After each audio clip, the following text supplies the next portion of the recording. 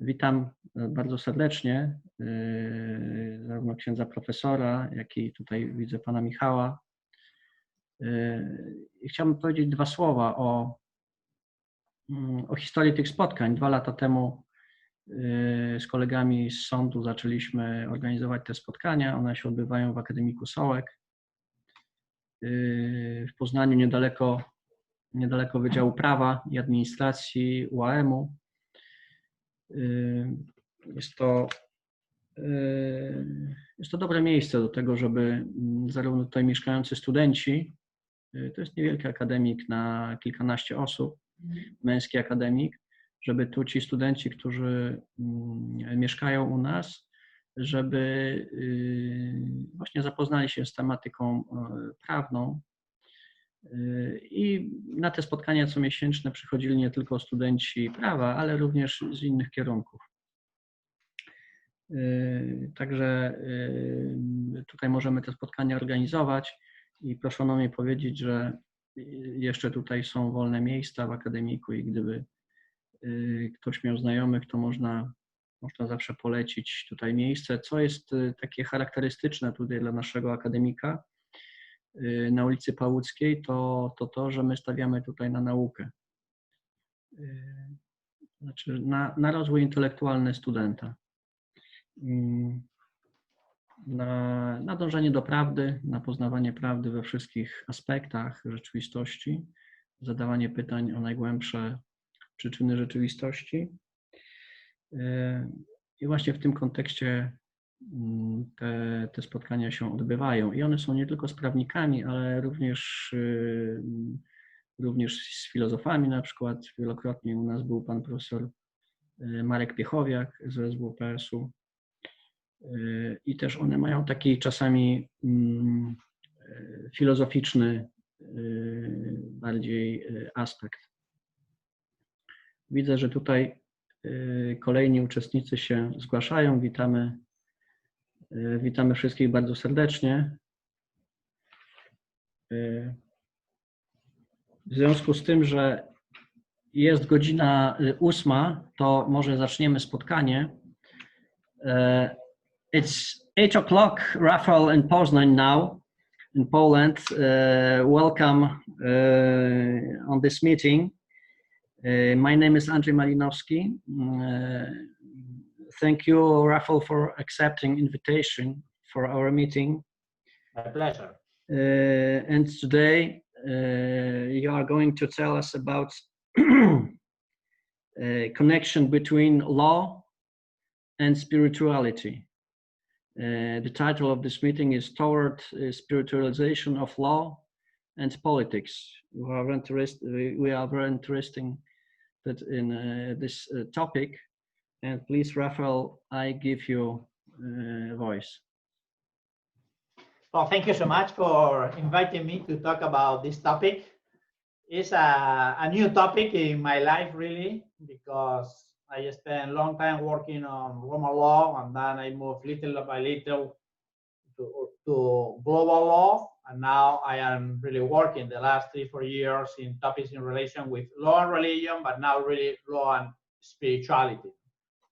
You can feel that probably I am a crazy person. Why? No? The best in the world is Roman law. Why you live Roman law?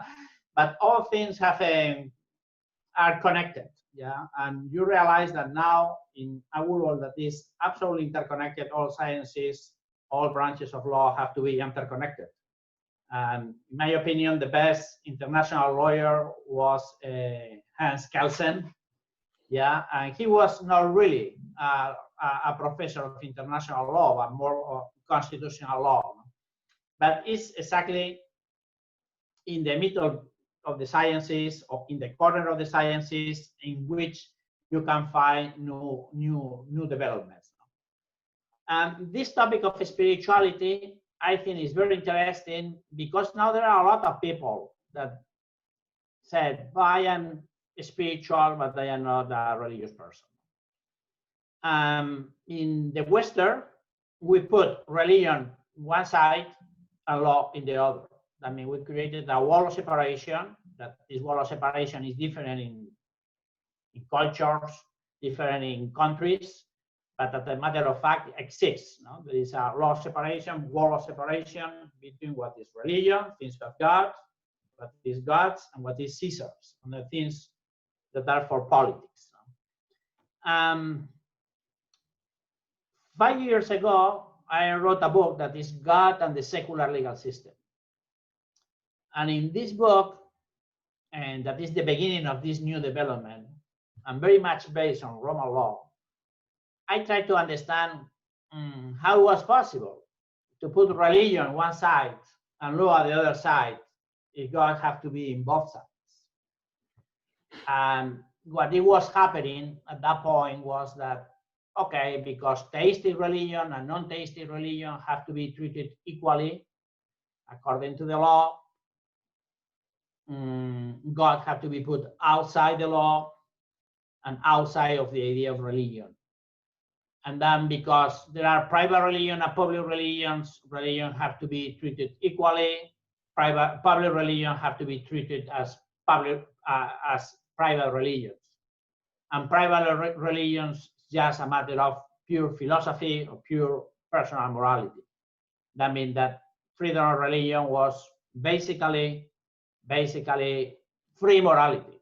Yeah, and free morality is do whatever you want to do. Is the sphere in which the citizen can do all kinds of things. And it was in the hands of pure extreme liberalism, all kinds of moral topics of society based on this idea. And what I tried to do at that point was to say, no, God, religion, and morality affects the law in a very different way. God is metalegal, religion is translegal, and morality is pre-legal. And this have many important consequences in the law. And I was there, and I think, well, I created a new paradigm, framework in which you can talk about, you can mention God in the Constitution, you can talk about God, religion is different than God. Okay, but in my mind was always the same idea. What happened with spirituality? God has to be in both sides of the wall of separation. Cannot be just in the area of religion. Have to be in both sides. How to do it? That is why at one point I thought that it was a new development would be to talk about law and spirituality. First thing is to make the distinction between law and between spirituality and religion. Yeah, because if you are talking about spirituality, you have the freedom of not being absolutely submitted to the wall of separation. Yeah? In which side are you, religion or law? No, I am in both. I am talking about spirituality. That is no religion, no law. Yeah, this is a good idea. So I say, well, what is spirituality and difference of religion? It's possible. I will say yes. There are many people that are spiritual, and there are many people that don't practice religion at all. Yeah. And what is the main difference? But I was thinking about that, and I created a triad. And what is a triad that I am using not just for law, not just for politics, but I am using for business, and even now I wrote my first paper on health. Yeah, I was accepted by a health journal. Very good. That is a paper that is not with law. It's just health and spirituality, how that works. But it's exactly the same paradigm. And I will explain to you the paradigm, how to apply in law, how to apply in politics, and now we can have, of course, a wonderful debate, a wonderful conversation. No? But the main idea is that spirituality is basically a matter of love. Spirituality is a matter of communion, and spirituality is a matter of gift. This is the idea. And spirituality is not exactly religion. I say religion is more a matter of faith, it's more a matter of community, and it's more a matter of ritual. That can be sacraments and can be other rituals. No? And they are absolutely connected, because without spirituality there is no religion, but there are autonomous concepts. As morality is a different concept of from from religion. Yeah, morality and religion are very much united, but there are autonomous concepts. Independence. You can talk about morality without talking about religion. You can talk about religion without talking about morality. Yeah, and I would say without spirituality, it's not possible to have religion. Yeah, but without religion, it's possible to have some kind of spirituality. More, religion is a thing on earth. That means that in heaven there is no religion. It's true. Yeah, and God is in both sides. It's in religion and it's in spirituality. But there are religions without God, non-theistic religions, and there are spiritualities without God. But I consider, and that is the other thing that I think is important here, that in order to be integrative, I talk about God directly. Yeah, and you say, but I don't believe in God. Don't worry. Yeah, but let me talk about God. It's the same thing that when you are talking about education, and not the best way of understanding non-education is to understand education. If not, this is impossible. I mean, the best way to understand atheism is understand first theism. If not, it is impossible. I mean that the starting point has to be always with God, not without God, but with God.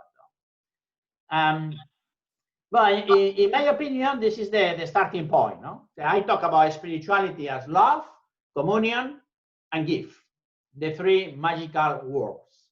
And I think that all sciences and all professions can be reduced to this triad, that is love, communion, and gift. And in the Christian tradition, but just in the Christian tradition, yeah, but this is for all religions. But because I come from a Christian tradition, I feel more comfortable explaining that from the Christian point of view. But when we talk about spirituality or love, communion, and gift, we are talking about the Holy Spirit. It's the Holy Spirit. And in the Christian tradition, to talk about spirituality is to talk about the Holy Spirit. God is a spirit. God is spiritual. God is not religion. It's interesting. Yeah. In heaven, there is no religion. In heaven, there is spirituality, of course. No? Love, communion, and gift. God is love. And this is probably the most important assignment, statement of Christianity. Yeah. Love. And then God is communion. And God is gift. And this love, communion, and gift, according to Augustine in the Trinitate, are the three names that receive the Holy Spirit. And that is why I say, in a Christian tradition, to talk about spirituality is to talk about the Holy Spirit. And to talk about Holy Spirit, to talk about three names. That is love, that is communion, and this gift. Yeah, the three of them. Yeah, you can say the Holy Spirit is by some. We can talk about the Holy Spirit. It's really amazing, no? Because it's, you say, it's the only person of the Trinity that have no name. Because holy, the Father is holy, the Son is holy, the Holy Spirit is holy. And the Spirit, the Father is a spirit too, and the Son is a spirit too. That means that the Holy Spirit has no name. It's a person without name. No? It's amazing. And it's communion. It's just the union of both. It's like a put together. No, it's like the lover kiss the love. The love is the Holy Spirit, and the kiss is the Holy Spirit. And okay, it's communion, pure communion between the Father and the Son, and then pure gift to the others. No? And I realized that this structure of love, communion, if God is love, all creation is for the love, and all sciences are for the love, and the purpose of everything is love. And the purpose of everything is love, communion, and gift. And I say, well, what is the connection between this and law and politics?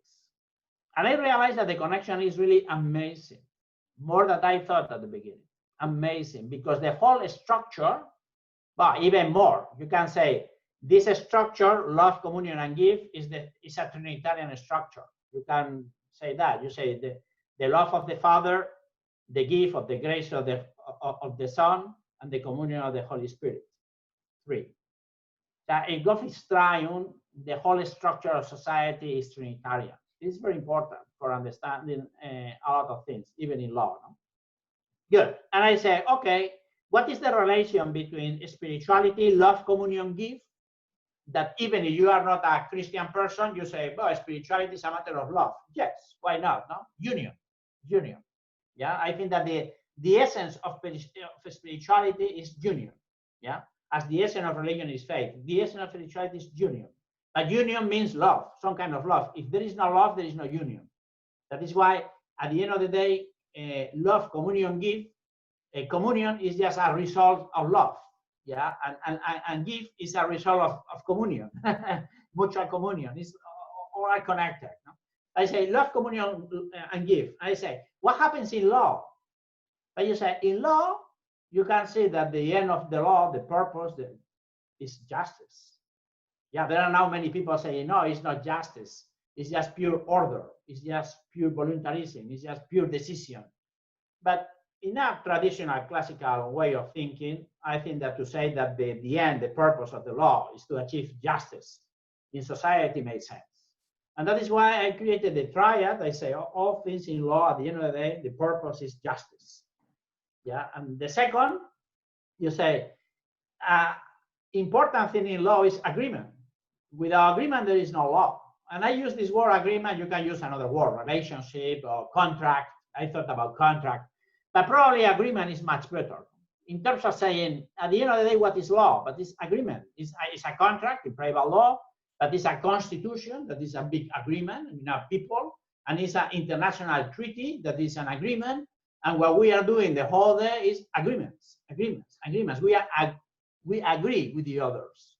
We agree. And agreement is a way of unity, because without agreement, there is no unity. Yeah. And if there is unity, there are some kind of love inside an agreement. It's a connection of wills. Yeah. Agreement. I say, okay, without agreement, there is no law. I thought that it was a good say, okay, justice, agreement, and then the other rights. Yeah, rights. The law is a matter of rights. Yeah, of course, we can talk about the history of the rights and to say, no, rights is a new modern concept. No, in Roman law, there are rights, and all cultures have an idea, a sense of right, although the modern idea of right could be a little different than the right in antiquity.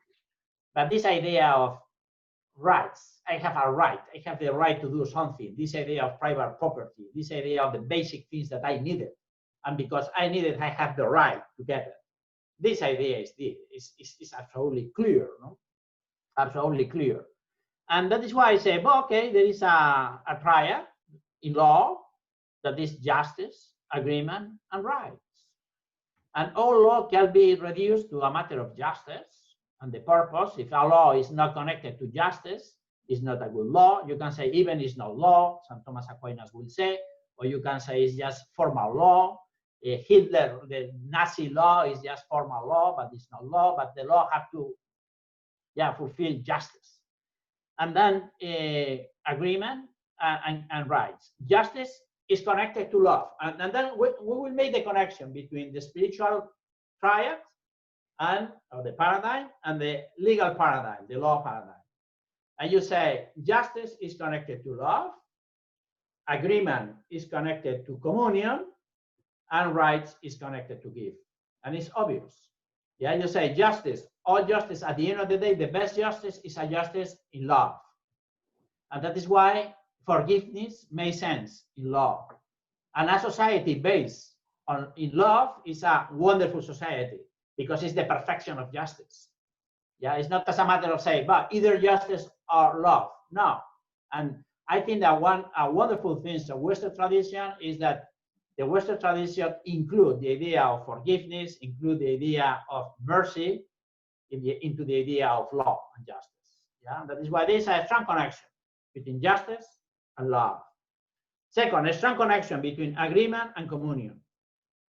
I will say the agreement is the legal communion, is the basic communion, that social communion in society for a correct development of this society. And the top level of communion is the communion of person between the Father, the Son, and the Holy Spirit. This is the communion of love.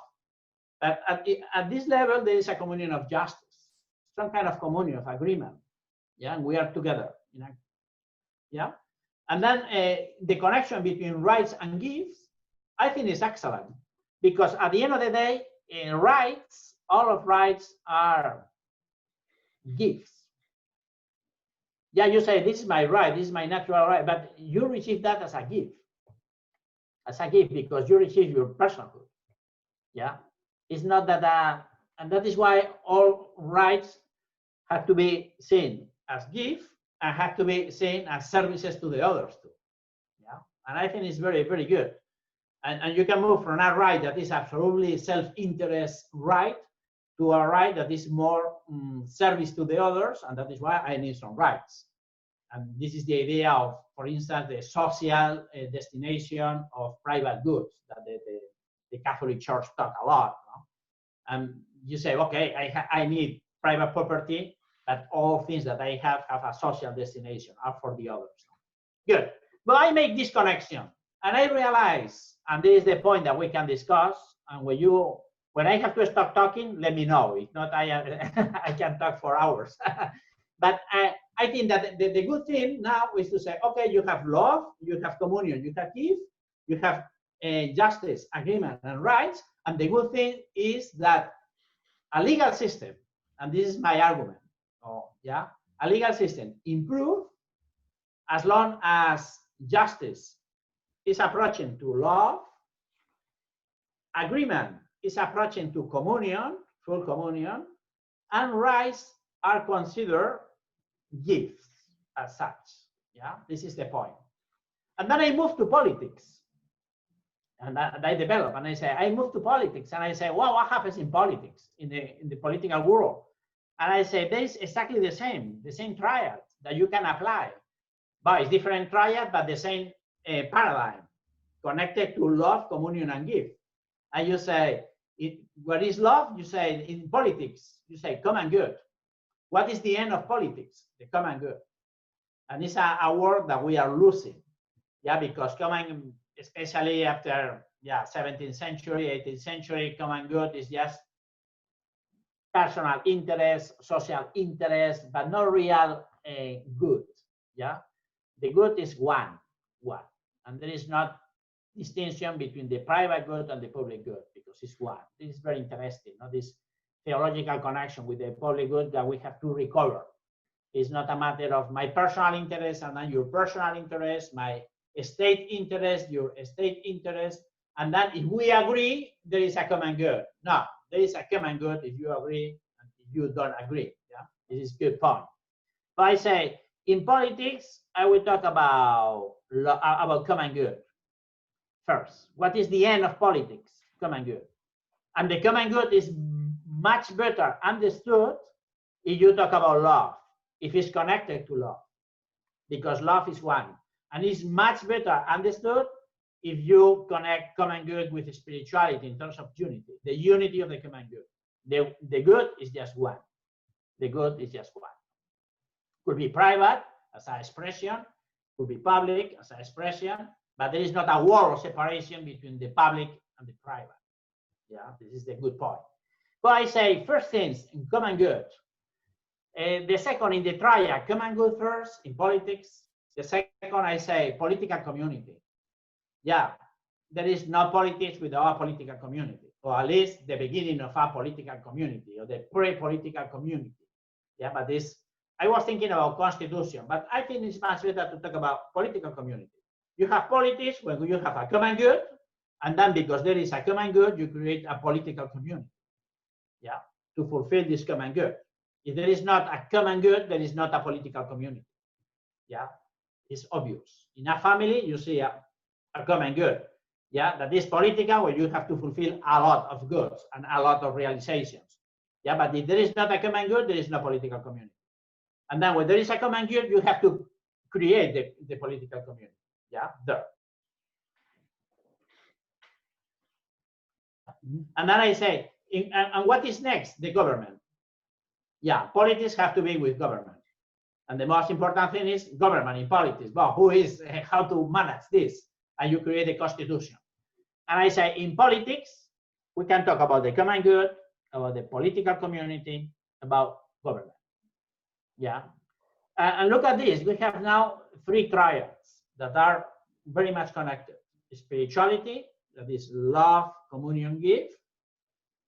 Law, that have to be with justice, agreement, and rights. And then politics, that have to be with common good, political community, and governments. And then this is horizontal, but you can go vertical.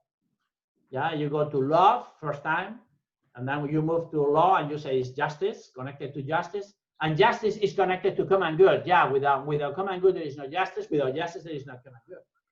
Yeah. The second one, you can talk about communion, Trinitarian communion, or communion in general, union of people, spiritual union. Or you can talk about agreement, that is contract treaties in the area of law. Or you can talk about the political community. And the political community here, for instance, the constitution. And the connection even between law and politics, but the constitution. All the institutions demands agreement, yeah.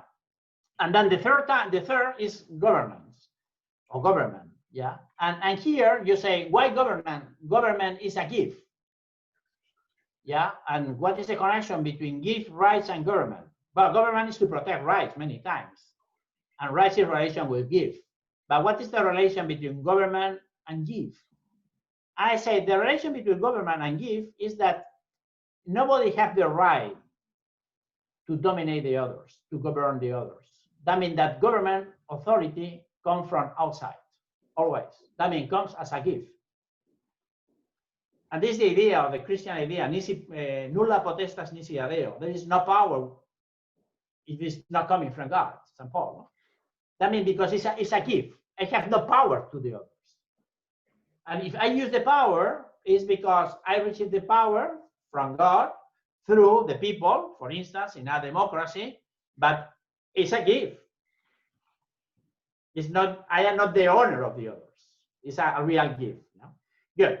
But you can apply this to all kinds of sciences. Yeah, for instance, in nursing. Yeah, nursing. That is care, that have to be with love, relationship between the nurse and the patient, and then the different practices. You can apply to business, abundance, interaction, and resources. You can apply to architecture. You can apply to all society. The same, absolutely, exactly the same paradigm.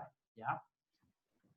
And all science, all societies improve. Yeah, a society improve if really is focused on the common good. And we can see now with the pandemic.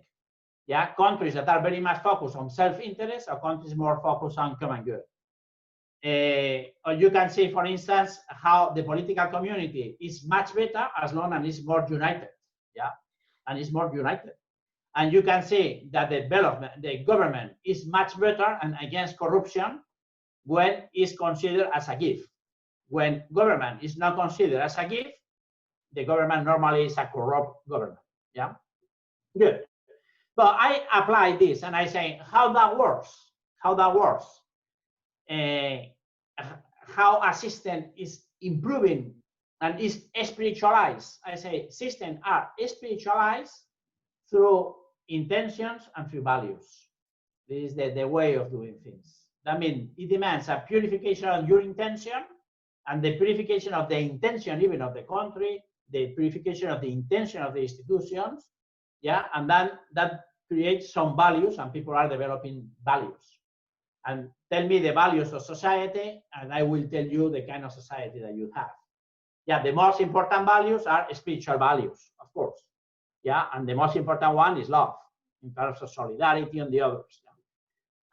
Yeah, based on this, I create a model of system of law, legal system that are improving, yeah, based on barbarism to the top level of justice. That is a level in which really you don't need anything because all things are agreed by pure consensus. Yeah, and the idea of solidarity is absolutely present. The idea of self-interest doesn't exist. And yeah, this is basically heaven. Yeah, we cannot achieve this kind of level. But you can see that it's possible. Yeah, and you can see, and I finish, that all legal systems are developed by dematerialization. That means that if you see, for instance, the American Constitution, but if you see the UK Constitution, or foreign Constitution, Spanish Constitution, At one point, a legal system is more the spirit of the law than the body of the law. It's more the American Constitution is more the spirit of the Constitution now than the text of the Constitution. As a person is more the spirit, the soul, than the body. Yeah. And I think that there are two ways of seeing society and approaching society. Just if you are a human being, from the body to the spirit, and just opening a little the doors to the spirit, or you're a human being from the spirit, the soul, to the body. That means that the starting point is spirituality, not materiality. Okay. Yeah. And what I try to do here in this new research is to put the starting point at the top level, at the summit, that is love. And love for Christians is God. God is love. Yeah. And then make the descension little by little in order to understand the whole reality based on love and not the whole reality based on self-interest. But this is the idea of the paper. I finished here because it was a half an hour. And then you can ask me all kind of questions that you want. Thank you, Rafael. Może ktoś z Państwa miałby pytanie?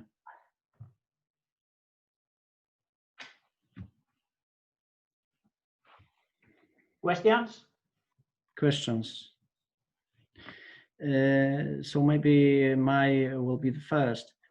After reading the article, Rafael, I know that your point is that the law, the legal systems of the world are through times more and more spiritualized. Yeah. But if I look through the legal systems of the world, especially on the Western world, for me this spiritualization is not good, because for example, if the legal system allow a man to change, for example, his sex, so allow him that his mind tell him that he is that man is a woman and man is not a woman. So my point is that is it good spiritualization that the legal system allow this man to do it, what his mind tells him? Yeah, but it's a good point. But you are not talking really about spirituality. You are talking more about morality. And there is a strong connection between morality and spirituality. Yeah, I will say, first, there is not determinism in terms of saying, okay, there is an evolution and all legal system will be spiritualized at one point. No, I think that the connection is knowledge, because the society is growing in knowledge, the society is growing in spirituality. As a matter of fact, we are now talking. Yeah, in a talk. I am in Atlanta and you are in Poland, but an ocean in the middle and a big, many countries in the middle, and we are able to have a wonderful conversation. Why? Because matter is not so important. Territory now is not so important. That means a kind of spiritualization, it's a dematerialization. Imagine that we are talking here about how to kill people, yeah, in order to make money, but it will be morally very wrong. But what is a matter of fact is that the spiritualization is true, because it's a dematerialization. Matter is not so important as we think. And that is exactly what is happening. So I think that there is a process of spiritualization based on knowledge. And there is a process of spiritualization, even in these kind of things that you are telling me, there is a kind of spiritualization.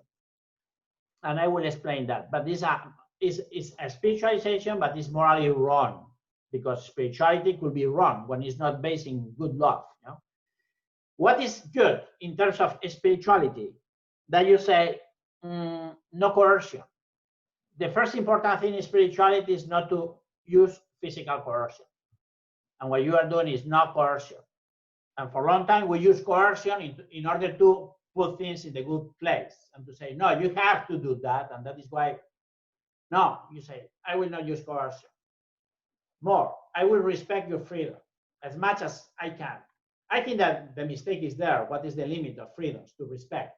But in any case, in these kind of things that you say, but now there is a right to change the sex. And you say, but this, you can see some kind of spiritualization. First, that you are respecting the freedom of the other, to say, you are not using coercion. Say, I prefer not to use coercion. Do what you want to do. Yeah, it's not coercion. This is spirituality. The other thing is, if this person, yeah, I think that this is the critical point. No? The other thing is just a matter of morality. What is exactly good and what is not good. My opinion is that the good and unity are absolutely united. Now, all things that are objectively bad at one point are a way of separation, a way of fragmentation. Yeah, this is my opinion. But we are not talking here about morality. This is a good point. Yeah? We are not talking about morality. Yeah? You say divorce. You say, well, divorce is separation. That means it's against spirituality, because all separation are against spirituality. But you say, no, my wife is, no, my husband is hitting me every day. Well, you have to go out. But this separation comes from, it's not against spirituality, this separation. It's just to defend your own integrity, personal integrity. That is one of the first principles of spirituality. Yeah. So when we are talking about spirituality, we are not talking exactly about what is good and what is bad, although they are connected. Yeah, but many times, and then the other thing that is important is that the evolution, spirituality as knowledge, is gradual, and from time to time you can go down in some aspects because have to be with values. That means that the spiritual values are permanent, but the interpretation of these values could be wrong.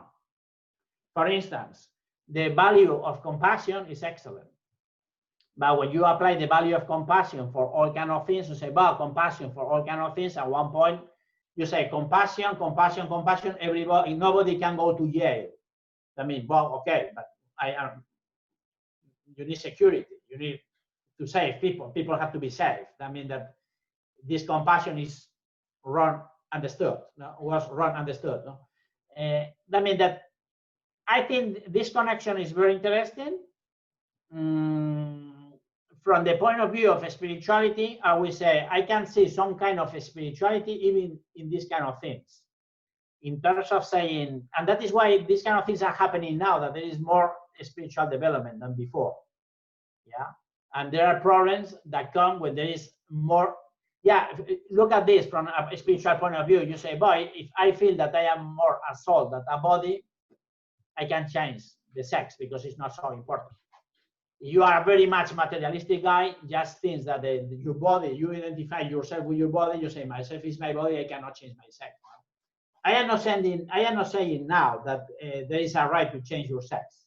I think that from now, yeah, but what I am saying is that even in these cases, there are some degree of spirituality, in my opinion.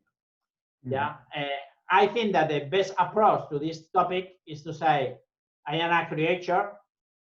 I receive all things that I have as a gift, and I will prefer not to make decisions about myself because God made the decision that have to be made, and this decision doesn't belong to me.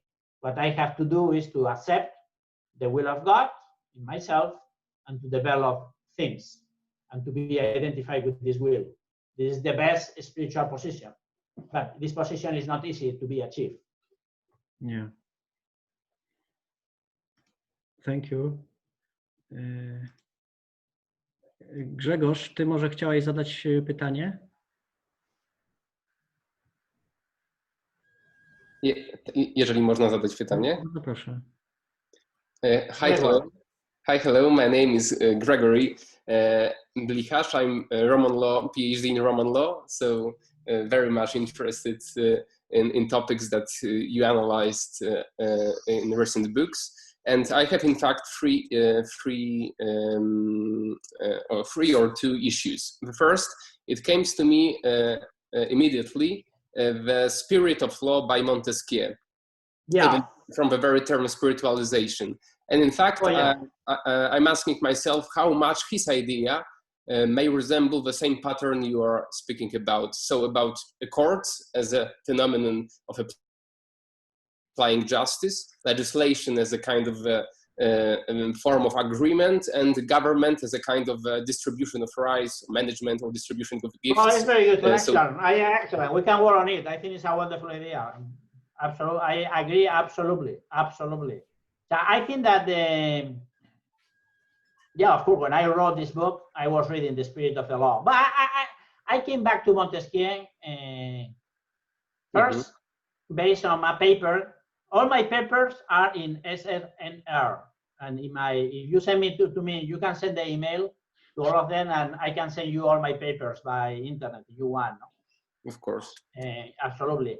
But I use very much Montesquieu in my first paper on spirituality, that is body, soul, and spirit of the law.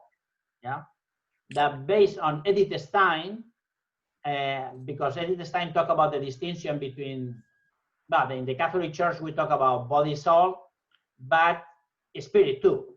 Yeah, and what is the spirit? And the spirit is an aspect of the soul. It's the aspect of the soul touching the image of God. No? And that is why in this paper I talk about body, soul, and spirit of the law based on Montesquieu. And I realized that Montesquieu, in some sense, spiritualized the law. In some sense, I agree.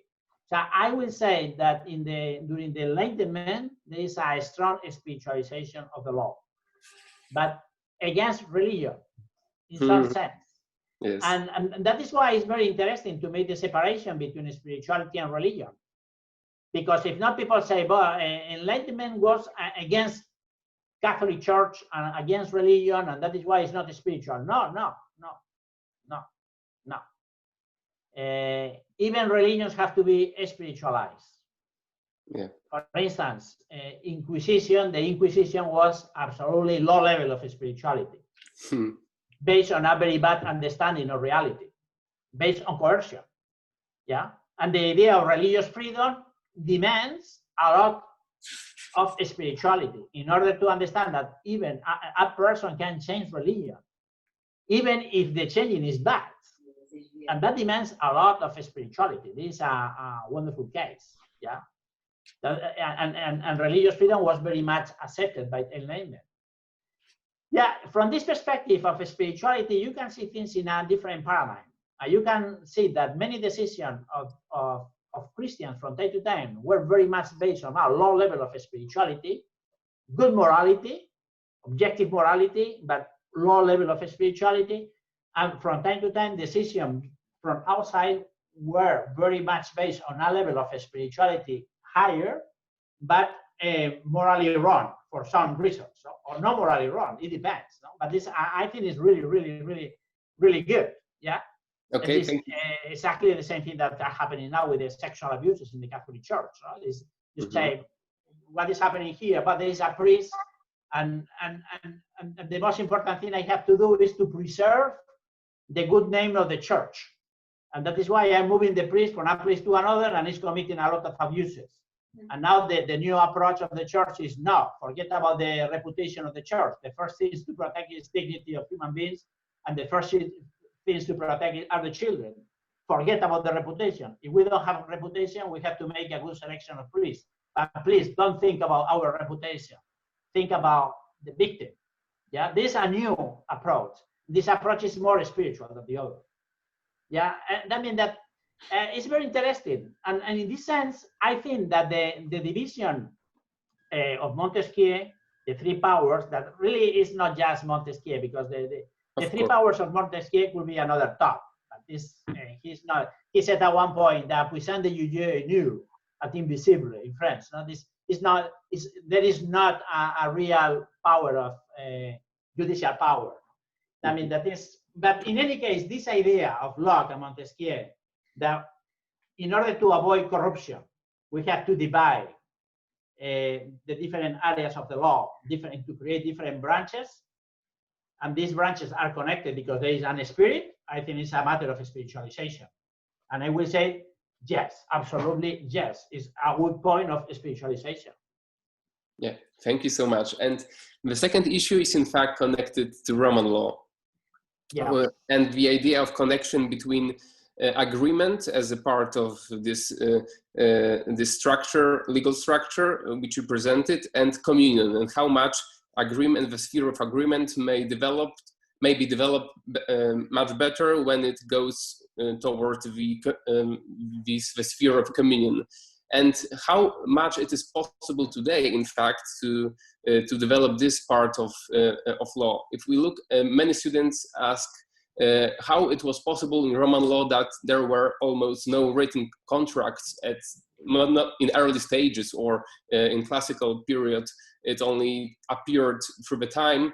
And when we look how much good faith was important for the contract, and of course it's still important, and then how much friendship is also appreciated in Roman law. And my question is how much it depends on the size of community we are living in.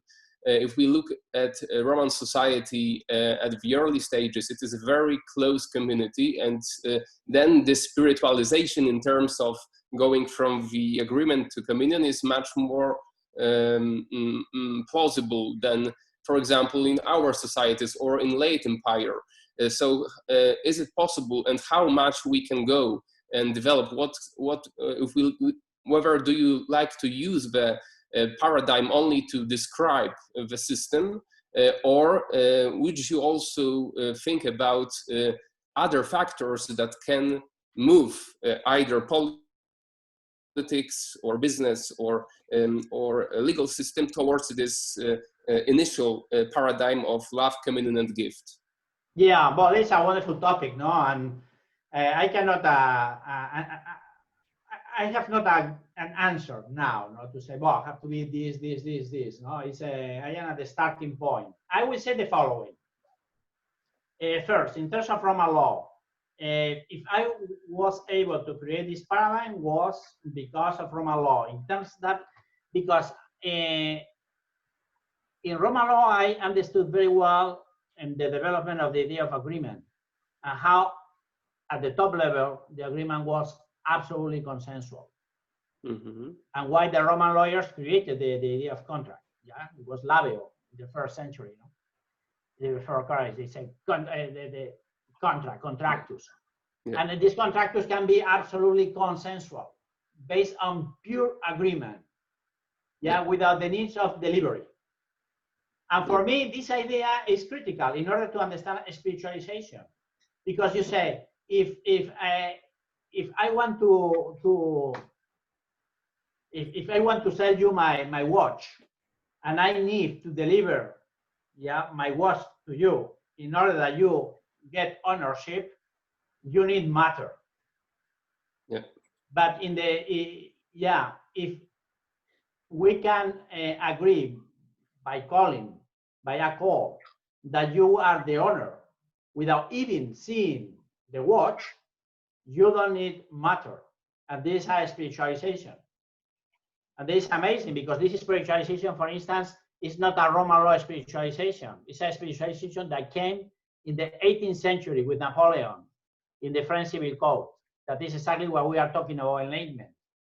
They realized that it's possible, the transmission of property without, just by consent. I mean, the power of consent, and not the power of delivery. Yeah. So this intuition is there.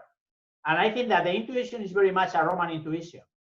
Yeah, and that is why, at least it was the starting point of my intuition of spiritualization. And I think this is critical. How to develop this idea of agreement? I think have to be with society, with culture, with values, and with intention. Yeah, if the only idea of an agreement is self-interest or win-win situation, it's impossible to develop a spiritualized society. Yeah, if the idea of agreement is not just win-win situation, but service, it's possible to develop a more spiritual society.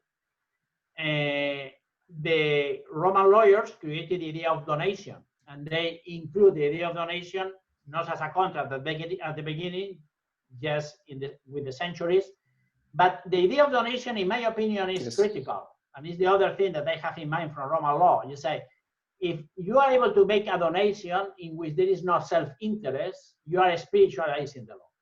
Yeah, that's and true. spiritualization of the law is even recognized by the law. Yeah.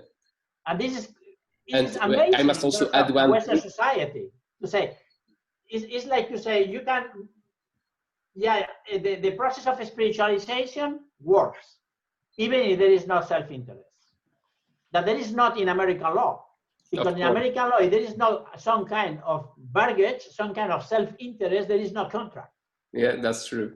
That is true. And you say, wow, why? Because it's not so spiritual as it is the Western legal system.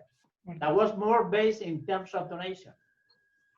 So I think that there are a lot of connections, and I am working on it in terms of saying, we understood many things based on self-interest, the whole economic system, the whole labor system, the whole contract system. And now we can understand much better, probably, all the legal system if we include the idea of spirituality. That is more the idea of self-giving. Yeah. And just to finish, I only want to add that even we teach students that you can acquire a possession. It is a kind of a dematerialization of acquisition of possession. You can acquire solo animo, which is even we teach them that it's a kind of dematerialization, spiritualization of law of possession. Absolutely. But the theory of corpus animus in possession was for me another tip. Just say, wow, it's absolutely true, because you can be the owner. And the possessor can be another person, the natural possessor a person, the praetorian possessor other person, the civil possessor in usucapione another person, and you keep going being the owner. Why? Because you have the intention. Yeah, thank you. The same thank thing you. when you are losing a thing. Yeah, if I have, I don't know, if I have a pen like this and I put the pen in the trash, I am not the owner because I have not the intention of being the owner. But by mistake, I put the pen in the trash, I am the owner because I have the intention of being the owner. I mean, this is pure spiritualization. Pure spiritualization. That means that I will say that Western legal systems are based on spiritualization. The idea is there. That is why they can be developed by spiritualization. Okay. Thank you. Thank you. Księże profesorze, bardzo prosimy. Thank you very much indeed. Thank you, Rafael, for your interesting and clear paper. Thank you. Thank you. Very high level of abstraction also. So I would love to go in details a little bit, asking you how you understand love in law. You mentioned Holy Spirit, but if we think about love within the framework of Christianity, it could be easier. However, even in Christianity or for Christian lawyers, it is quite difficult to talk or incarnate to imply the love in law. You mentioned common good. So how do you understand love? Love is very general. We have problems with understanding love. Misunderstanding love as well. So I think we have to be quite precise in this. Thank you very much once again for the paper. But it's a wonderful question. To understand love is to understand God. And I can understand God, no? And I will say my response as Franz Viaker, the famous Roman lawyer, no? that one day he told me, the first time that I met him, in 1903 in Germany, just before he passed away. And he told me, Rafael, if you want to be a good professor of law, you have to be a little obscure. Obscure. You don't need to explain all things because it's impossible. Yeah, I will say, what is love? It's not possible. And even here we have a big problem. That love in English is absolutely different than love in Latin, and love in Latin absolutely is closer to love in Greek, but probably different than love in French, and different than love in German. Yeah, this is first thing. That if that happens with the word law, that is very different than Recht and very different than diritto and droit, and, yeah, and president, but the same thing happens with love. No? Second, when I approach to love, I say, but let's talk about intensities. I think that is the other tip that I will say today. We talk very much about structure, and we have puchta in our mind, that is conceptualism. We need a concept and then we apply. And a concept is a frontier, it's a limitation. It's much better to talk about intensities without frontiers, yeah, without bordings, yeah, intensities. And you say, love is from any kind of union between persons to God as such, himself. This is love. But in any case, I think that love has to be with unity. It's unity. Because if there is a union between two persons, there is some kind of love. Yeah, this is, and even you say, is possible self-love? Yes, it's necessary. God's love himself is the starting point of the love to the others. But what is self-love? I would say the unity, the integrity between the different bodies that we have. Yeah, self-love is the integrity between the soul, the body, I mean the emotional body, the physical body, the sentimental, the mind, and then the heart is creating the love. That is why heart is the source of love, because the heart, in the spiritual sense, create the unity of the human being, the whole unity. Yeah, and that is the self-love that is necessary. Yeah, when people say, well, love the others, but the starting point is self-love, no? As St. Thomas Aquinas said, no? And I think it's a wonderful position, yeah, because God loved the others, loving himself. No? I mean that when you talk about love, it's the same thing. That what is justice? I don't know. And it's the same thing that Goethe in the Betrachtungen, in the meditation said. A concept is much better not to be defined. It's like a snow. Yeah, snow in a ball of snow going down, down, and down. And it's increasing, increasing, increasing. Now you say, what is a constitution? You say, I don't know what is a constitution. The American constitution is absolutely different than the UK constitution. But I know more or less what is a constitution. Please, don't be mentally reduced, yeah, creating just a concept for everybody. What is law? Nobody knows what is law. And it's much better not to know what is law. It's much better not, what is a human being? All definition of human being are reductionism. Yeah, and that is why it's much better not to make a decision of human being. When you say, boys, a human being is reason plus freedom. Okay, but it's the image of God. Okay, much better probably, you know. But it's not a definition, it's a description. Yeah, I mean, I would say there is unity, there is love. The degree of unity is the degree of love. Yeah, because impossible to have unity without love. This is, and that is why you can see unity in contracts, you can see unity in property, and you can see unities at the top in international law. And now, for instance, you can see the unity that we need in the humanity. In some sense, the moving from international law to global law is a matter of spiritualization. We are moving from a society created based on states with self-interest and win-win situations to a society in which humanity as such has legal relevance. And that is why it's more united. But this is a process of spiritualization. Yeah, it's a love, I will say, in order to develop the whole theory of love, we need the idea of the image of God that I am developing now much better than before. And the image of God is an application of the solidarity obligations. That means you are created in the image of God, I am created in the image of God, we have the same image of God. The whole humanity, each human being is created according to the image of God, but the whole humanity has just one image. That is very, very interesting. There are 10 guys, and there are not 10 images of God. There is just one. Exactly the same thing that happens with solidarity obligations. I have 10 debtors, and each one can pay me what. Yeah, it's exactly the same. It's just one debt, 10 debtors. And here is one image, millions of people living in the world. And that means that solidarity is not a legal principle created after a lot of reflection by Montesquieu. No. Solidarity is a necessary principle for the regulation of society.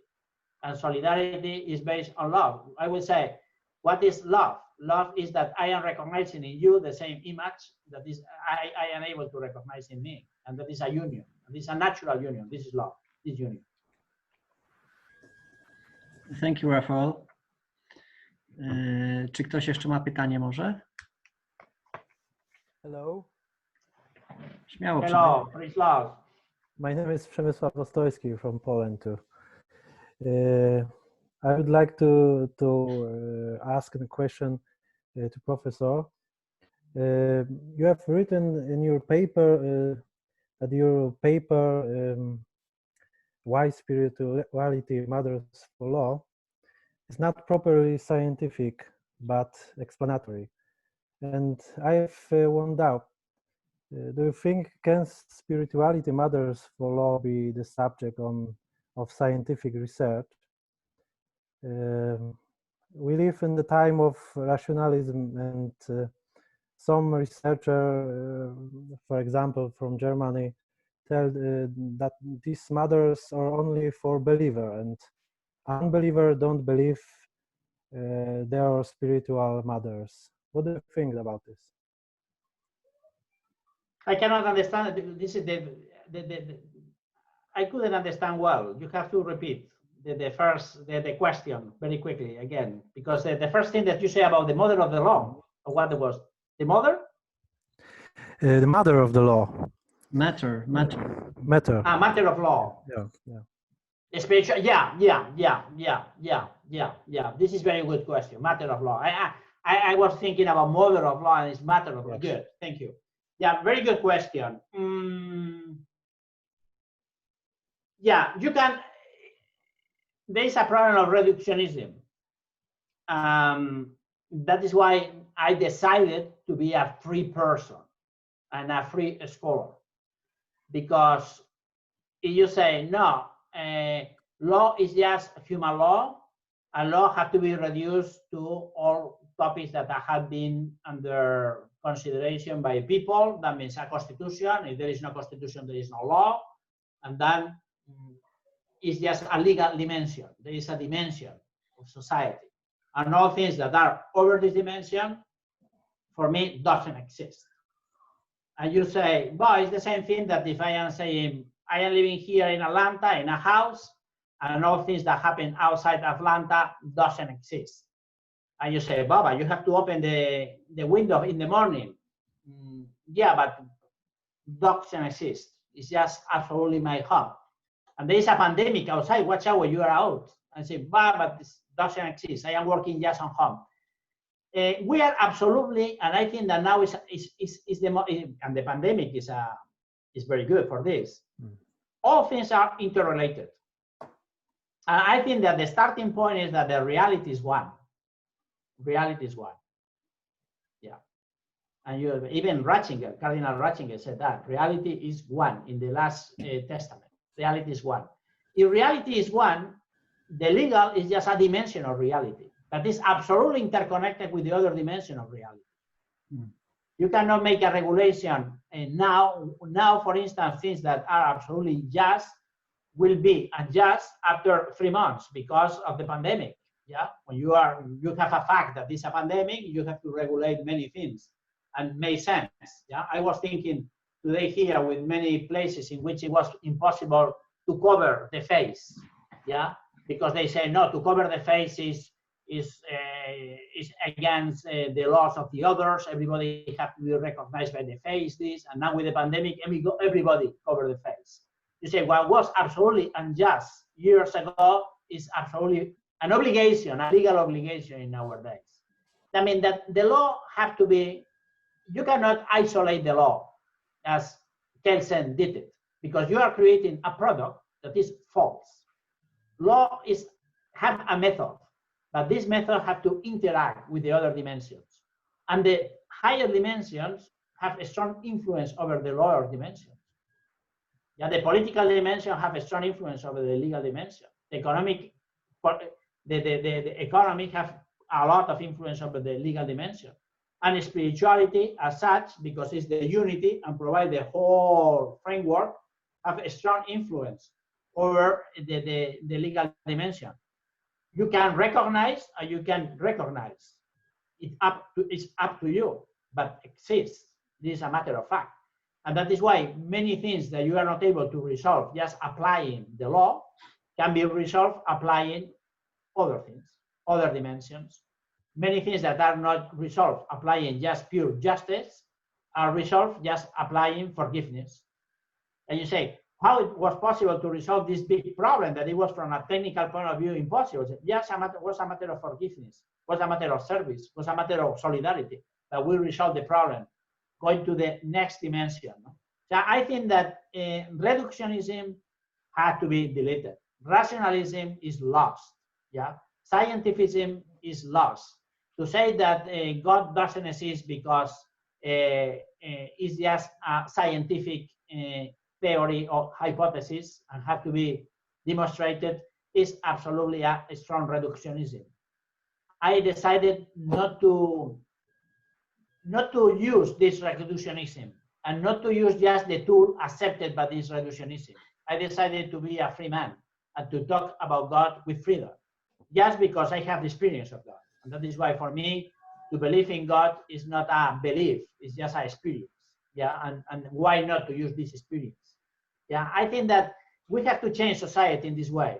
And that is why I am working on this, on spirituality, because I think we have to integrate all sciences. Yeah, and integration demands union. And this union demands not to say, this is my field and this is the legal field, and here I have to make the decision without using other tools. Yeah, of course, you cannot say you will go to jail because the gospel say that. One thing are sources. One thing is the methods. But a very different thing is to reject all kind of knowledge that doesn't come from your field. No? This is my approach. Thank you very much. Czy jeszcze ktoś może miałby pytanie? Just a question, Professor. May I? Proszę, Radek. Absolutely, absolutely. Right, Professor, right. Could you elaborate a little bit on the concept of right as a gift, as you said? Because, well, I find you're not going parallel with the concept of a natural right by John Finney. So, do I understand it correctly? That's not the same path, right? Yeah, but I know John Finney. I know very well Robbie George, and I know these people well, and I read it. At one point, I decided not to follow them. Why? I think that they develop a very good analytic approach to the law. I think that we have to integrate science.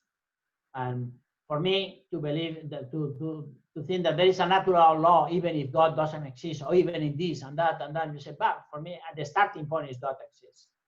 I want to recover the idea that God exists for society. This is my opinion, and that is why I integrate. In this sense, I am more Protestant, but more closer to the Protestant people that are working now in natural law. Yeah, in terms of saying, let's talk about a natural law that is using all kinds of sources. So we have to use all kinds of sources to achieve the truth. This is the important thing. And you can say, okay, I will use just this, do it, but you are creating a reductionism. So I think that Finney and Robbie George and this theory of natural law are reductionists. I am not against this. I believe in this, but I think that the conclusions that they have are good. But first, the conclusions were not accepted by people that are non-believers. Second, I can achieve the same conclusions without thinking so much. That means that it's like to say, okay, love to God. I will try to develop a theory why we have to love God. And I say, okay, develop the theory that you wanted. But for me, it's very easy. I went to the Holy Bible, and you have to love God. And it's so easy that I don't need more. Yeah, of course, it's good to develop a theory. And even think that a person is this, and in this case, yeah, I don't believe in this. I think that the whole modernity, the same thing that Grotius, if God doesn't exist, well, okay, you can work on it. If God doesn't exist, and you can say, if you are crazy, what do you think about God? And then develop this theory, but you are not crazy. And you can spend the whole life thinking that if you are crazy, what would be the idea of God if you are crazy? Okay, let's develop it. So God exists. I move from God doesn't exist. Well, there is not for a scientific approach to God to say God is just a hypothesis that has to be proved. This is Ronald Dworkin. And if there is no proof, there is no God. And if there is no God, please don't talk about God. And now my approach is different. It's much better to understand society with God than without God. And if you don't believe in God, okay, but I will explain many things that you are not able to explain believing in God. And that is why this is my argument. I am not able to touch God, but believing in God, you can understand society absolutely much better. You can live with more peace, and you can understand the idea of solidarity, and you can understand the idea of loving the others, and you can understand agreement, and you can understand legal system. You can understand a lot of things. That means that much better the starting point is God. Yeah, this is my opinion. So we have to recover the idea of God at the starting point of society. It's, in my opinion, critical. And that was my book, in some sense, God and the secular legal system. It was against Finnish and against Dworkin, without talking about that. But really, you say God and the secular legal system. Yes, I will talk about God in the secular legal system again. Why not? Why not? Thank you, Rafael. I think we will end in a minute. Rafael, thank you very much for this meeting. I hope we will meet someday in reality. Well, this is reality. It's a spiritual reality. Yeah, it's spiritual. Yeah. It's a reality. It's reality. I wanted to say that we are united in spirituality. It's a union, spiritual union that we can live. So once more, thank you very much. I dziękuję wszystkim Państwu, którzy wzięli udział w naszym spotkaniu. I zapraszam na spotkanie za tydzień.